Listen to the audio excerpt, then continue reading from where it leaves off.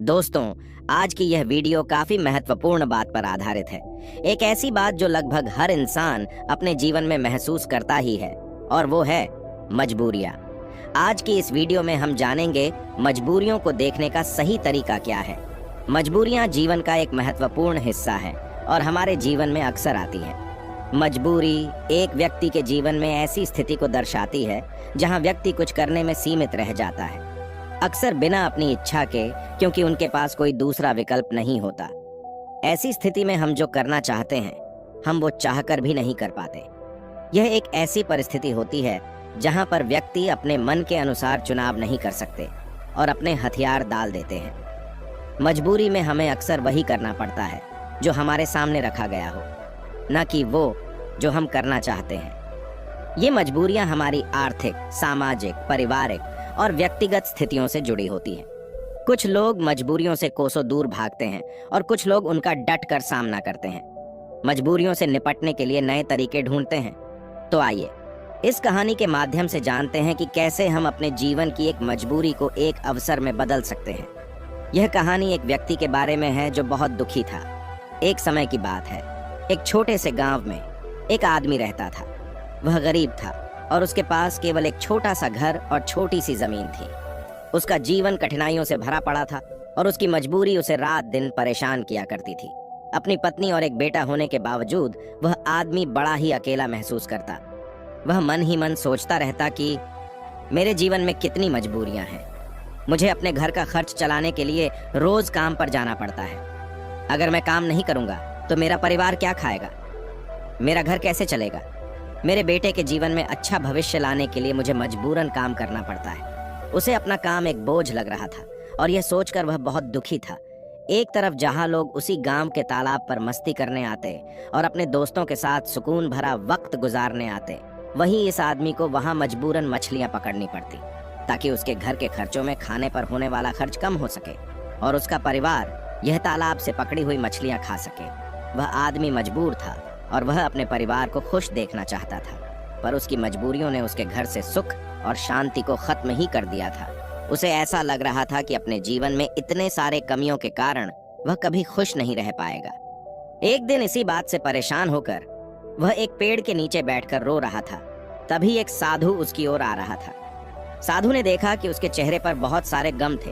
उस साधु ने देखा कि वह व्यक्ति दुखी होकर फूट फूट कर रो रहा था। साधु ने उस व्यक्ति के पास जाकर पूछा, क्या हुआ बेटा, तुम इतने क्यों परेशान हो? उस आदमी ने साधु की ओर देखा। वह साधु साधारण कपड़ों में था और उसको देखकर व्यक्ति सोचने लगा, भला ये साधु क्या मदद कर पाएगा मेरी? व्यक्ति ने उससे कहा, तुम तो एक साधु हो, भला तुम क्या मदद करोगे मेरी? मैं पहले से ही अपनी मजबूरियों के कारण काफी परेशान हूँ, तुम मुझे अकेला छोड़ दो। साधु उस व्यक्ति से कहते हैं, बेटा, इतना दुख तुम अकेले क्यों सहन कर रहे हो? मुझे बताओ क्या हुआ, शायद मैं तुम्हारा दुख दूर कर सकूं। वह व्यक्ति उस साधु से कहता है, तुम मेरा दुख दूर करोगे? तुम मेरी मजबूरियों से मुझे मुक्त कैसे कर सकते हो? तुम्हें तो खुद नहीं पता मजबूरियां क्या होती हैं। तुम्हें कौन सी मजबूरी का सामना करना पड़ा अपने जीवन में? तुम क्या जानो मजबूरी? तुम्हें किस बात की चिंता? तुम तो काम भी नहीं करते, तुम्हें किसी परिवार का ध्यान भी नहीं रखना। मुझे तो दिन रात काम करके अपने परिवार की जिम्मेदारी उठानी पड़ती है। साधु उस आदमी के कड़वे शब्द सुनकर भी शांत रहे। वह समझ गए कि यह आदमी अपने जीवन में अपने कामों और मजबूरियों को बुरा समझता है और इसी कारण यह काम को बोझ समझकर मन से किसी भी काम को नहीं कर पा रहा है। साधु हंसकर कहते हैं, बस इतनी सी बात, मैं तुम्हारी मजबूरियों को एक ताकत बना सकता हूँ। तुम्हें कभी भी काम करने में बोझ महसूस नहीं होगा। तुम्हें अपने परिवार के लिए काम करना कभी बोझ नहीं मानोगे। मैं तुम्हें एक ऐसा रास्ता बताऊंगा जिससे तुम हर काम खुशी खुशी करोगे, लेकिन तुम्हें पहले मेरा काम करना होगा। क्या तुम तैयार हो?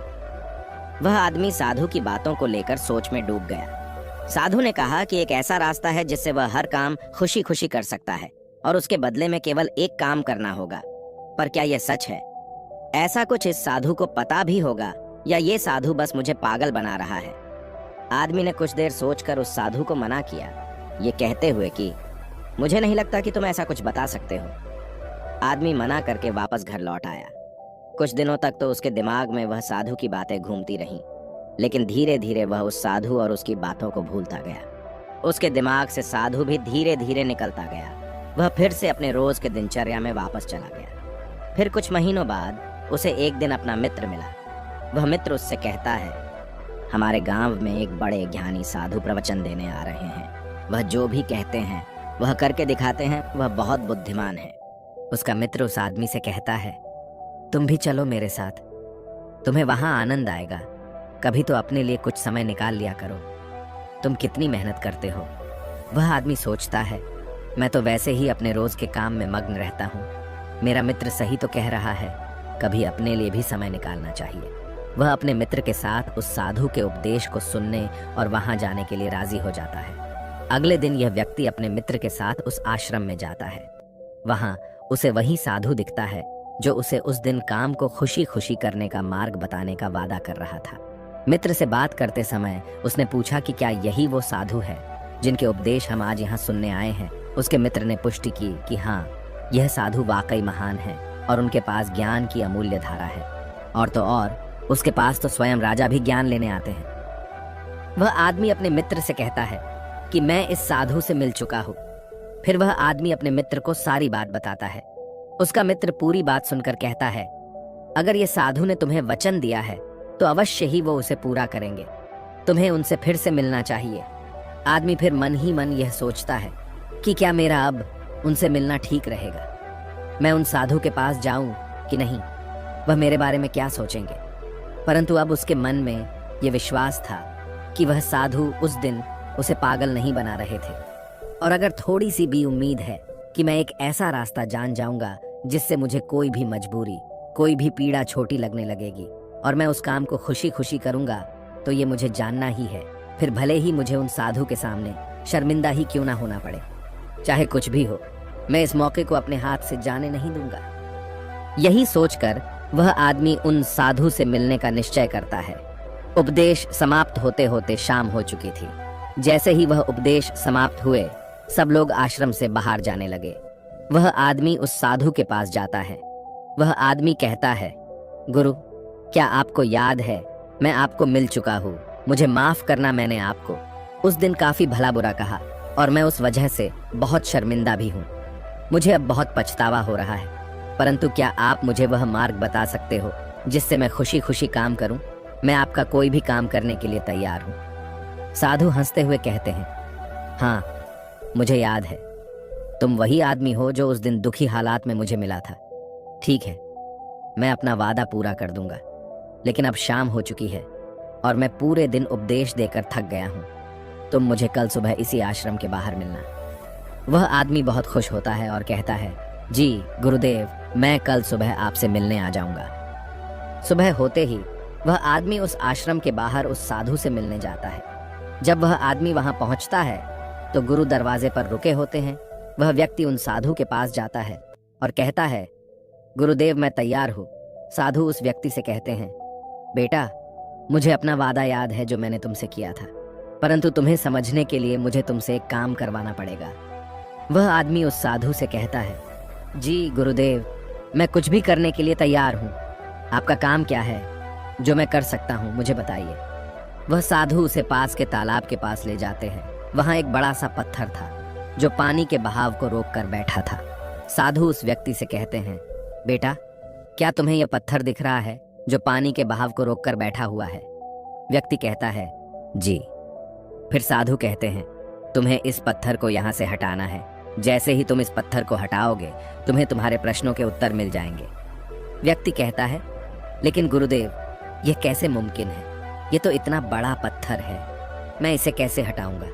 और फिर इस पत्थर को हटाने से मेरे जीवन की मजबूरियां कैसे हट जाएंगी? मुझे कुछ समझ नहीं आ रहा।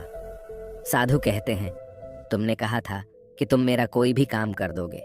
तुम्हें इस पत्थर को हटाना ही पड़ेगा, अन्यथा मैं तुम्हें तुम्हारे प्रश्नों का उत्तर कभी नहीं बताऊंगा। अब मैं अपने आश्रम जा रहा हूं। जब तुम यह काम कर दोगे, उसके बाद तुम मुझसे मिलने आना। इतना कहकर साधु अपने आश्रम की ओर बढ़ गए। उस आदमी ने सोचा, मुझे ये समझ नहीं आ रहा है कि गुरुदेव मुझे इस पत्थर को हटाने का काम क्यों दे रहे हैं, लेकिन जो कुछ भी हो, मेरे समस्याओं का हल तो मुझे चाहिए। मैं अपने जीवन से बहुत दुखी हूँ और अगर मुझे इस पत्थर को हटाने से मुझे गुरुदेव उत्तर बता देंगे तो ठीक है। गुरुदेव अगर मुझे ये करने को कह रहे हैं तो इसमें जरूर कोई बात होगी। इतना सोचकर उस आदमी ने उस पत्थर को अपने हाथों से हटाने का प्रयास शुरू किया, लेकिन वह पत्थर इतना विशाल और भारी था कि वह थोड़ा भी नहीं हिला। कुछ देर बाद थक हार कर उसने अपने पीठ के बल पर लेकर फिर से प्रयास किया, उस पत्थर को हटाने की कोशिश की। उसने देखा कि वह पत्थर थोड़ा सा अपनी जगह से हिल गया, पर जैसे ही वह थोड़ा सा सीधा हुआ वह पत्थर फिर से अपनी जगह पर वापस आ गया। उस आदमी का आत्मविश्वास टूट गया। वह मन ही मन सोचता है कि यह कैसा काम दिया है मुझे इस साधु ने, यह पत्थर तो हिलने का नाम भी नहीं ले रहा। बाहर बहुत धूप थी और वह आदमी पसीने में भीग जाता है। वह आदमी बीच में ही रुक जाता है, पर फिर उसे उन साधु की शर्त याद आती है, जिसके मुताबिक अगर वह उनका काम नहीं करेगा तो उसे वह नहीं मिलेगा जो वह चाहता है। यह काम करना भी एक प्रकार की मजबूरी ही थी। काफी समय बीत जाने के बाद उस आदमी ने पास में ही एक पेड़ देखा और उसे उस पेड़ को देखते ही एक तरकीब सूझी। उसने सोचा, क्यों ना मैं एक लकड़ी के टुकड़े को पत्थर के नीचे फंसाकर उस लकड़ी पर अपना वजन रखूं। इससे मुझे कम जोर लगाना होगा और लकड़ी बड़ी और मजबूत होने के कारण उसका परिणाम ज्यादा होगा। वह आदमी तुरंत ही एक बड़ी और विशाल लकड़ी तोड़ने में लग जाता है। जैसे तैसे उस आदमी ने एक बड़ी लकड़ी उस पेड़ से निकाली, उसके सारे छोटे टहनियां और पत्ते को तोड़कर एक सीधी लकड़ी तैयार की जो वह इस्तेमाल कर सके। फिर उसने उस पत्थर के अगल बगल एक खड्डा खोदा जहां वो उस लकड़ी को डाल सके। उस आदमी ने लकड़ी का एक छोर उस पत्थर के नीचे फंसाया और फिर वह आदमी अपने हाथों में 2 बड़े पत्थर लेकर उस लकड़ी के दूसरे छोर पर बैठ गया और देखते ही देखते वह पत्थर अपनी जगह से हट गया और पानी का बहाव फिर से चालू हो गया। वह आदमी बहुत खुश हुआ, उसे आत्मविश्वास महसूस हुआ। वह दौड़ता हुआ उन साधु के पास गया और कहा, गुरुदेव मैंने कर दिखाया, मैंने उस पत्थर को हटा दिया और मैंने अपना वचन भी पूरा कर दिया। साधु पूरी बात उस आदमी से सुनने के बाद कहते हैं, तुमने अच्छा काम किया, मेहनत की, तुमने तरकीब भी निकाली और तुमने अपने दिमाग का भी इस्तेमाल किया, लेकिन मुझे एक बात बताओ, क्या तुम्हें लगा था कि तुम ये काम कर पाओगे? आदमी कहता है, नहीं गुरुदेव, मुझे नहीं लगा था कि मैं इतना बड़ा पत्थर हटा पाऊंगा। साधु पूछते हैं, क्या लगता है तुम्हें, तुम ये सब क्यों कर पाए? आदमी जवाब देता है, क्योंकि यही आपकी शर्त थी, अगर मैं नहीं करता तो मुझे अपना जवाब कभी नहीं मिलता।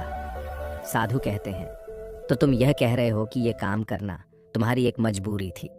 आदमी कहता है, हाँ, लेकिन आप वही वही क्यों पूछ रहे हो? इस पर साधु कहते हैं, मैं तुम्हें यही तो समझाना चाहता था, जिस तरह आज तुम्हारे सामने वह पत्थर हटाने की मजबूरी थी, इसी तरह तुम्हारे जीवन में भी तुम्हारे सामने कई मजबूरियां आएंगी। साधु आगे कहते हैं, मजबूरियां ही तुम्हें वह काम करवाती है जो तुम्हें नहीं लगता कि तुम वह कर सकते हो।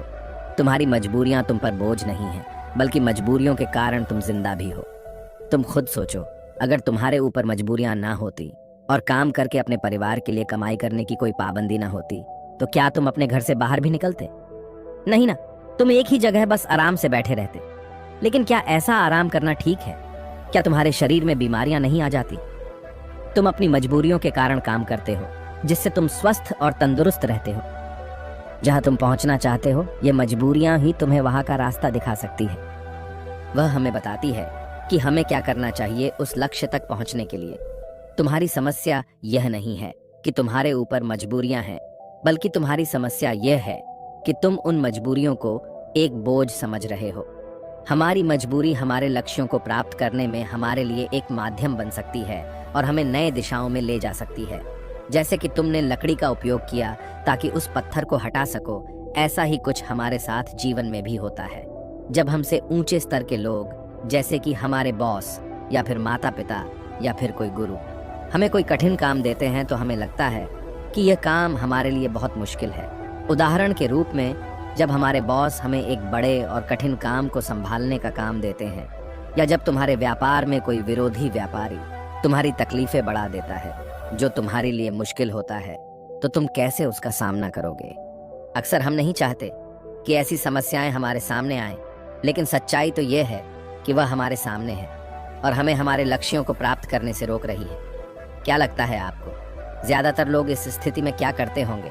बेशक कोई नहीं चाहता कि वो संकट में आए, लेकिन जब एक विशाल समस्या उनके सामने खड़ी होती है ऐसी कठिन समस्याएं जो उन्हें परेशान करती हैं। तब क्या करते होंगे लोग?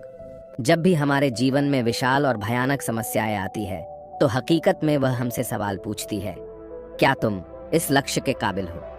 क्या तुम इस परीक्षा का सामना कर सकते हो? आप क्या करोगे? क्या होगा आपका उत्तर इस प्रश्न पर? क्या होता है जब आपके सामने एक समस्या खड़ी हो जाती है जिसका समाधान आपके लिए मुश्किल होता है? क्या आप भाग जाएंगे? क्या आप अपने लक्ष्य को किस्मत के हाथों छोड़ देंगे? अगर हम इतिहास की ओर देखें तो हजारों लोगों ने इन सारे प्रश्नों का उत्तर ना में दिया। उन्होंने अपने हथियार डाल दिए, अपने लक्ष्य को छोड़ दिया, सिर्फ इसलिए क्योंकि उनके सामने एक बड़ी समस्या आ गई थी। ऐसा हम आज के युग में भी करते हैं। हम हार मान लेते हैं। हम अपने उच्च स्तर के लोगों को पागल तक कह देते हैं कि क्या सोचकर मुझे यह काम सौंपा गया, यह काम तो किसी से भी नहीं होने वाला। या फिर हम अपने लक्ष्य को त्याग देते हैं यह कहकर कि शायद यह लक्ष्य मेरे भाग्य में ही नहीं है। लेकिन इतिहास के कुछ लोगों ने इस प्रश्न का उत्तर हाँ में दिया। वे डटकर खड़े हुए और समस्या के आंखों में देखकर उसका समाधान निकाला। वह कुछ बड़ा कर पाए उसी समस्या के कारण, और सच कहूं तो वो महान व्यक्ति आज उस मुकाम पर कभी नहीं पहुंच पाते। अगर उनके सामने वह समस्या नहीं आई होती तो उनकी समस्याओं ने उन्हें बड़ा बनाया, उन्हें मजबूर किया नए रास्ते ढूंढने में, कोई ऐसा रास्ता जो आज तक किसी ने नहीं सोचा था। बड़े और महान लोग भी अक्सर अपनी समस्याओं से जूझते हैं और उन्हें पार करने के लिए नए रास्ते ढूंढते हैं। समस्याएं हमें मुश्किल में डालती हैं और हमें मजबूर करती है नए रास्तों की तलाश करने में। यही तरीका है जिससे हम अपने लक्ष्यों को हासिल कर सकते हैं और अपने जीवन को सफल बना सकते हैं। और यही सही तरीका है हमारी मजबूरियों को देखने का। जब तुम्हारी नजर अपने लक्ष्य पर होगी तो तुम्हें अपनी समस्याएं छोटी लगने लगेगी। इसीलिए मजबूरियां अच्छी होती हैं। तो अगली बार जब तुम किसी मजबूरी में खुद को पाओ तो खुश हो जाना, क्योंकि यह एक मौका है तुम्हें अपने आप को साबित करने का और उसी दौरान वह बनने का जो तुम पहले कभी नहीं थे। दोस्तों, आपने आज के इस वीडियो से क्या सीखा वह मुझे आप कमेंट में बता सकते हैं। इसी के साथ में उम्मीद है कि आपको आज की वीडियो पसंद आई होगी। तो इस वीडियो को उस इंसान को शेयर करें जिसे इसकी सख्त जरूरत है, और उसी के ठीक बाद चैनल को सब्सक्राइब करें। तो चलिए फिर मिलते हैं ऐसी एक और नई वीडियो में। तब तक के लिए अपना ख्याल रखें। धन्यवाद और नमो बुद्धाय।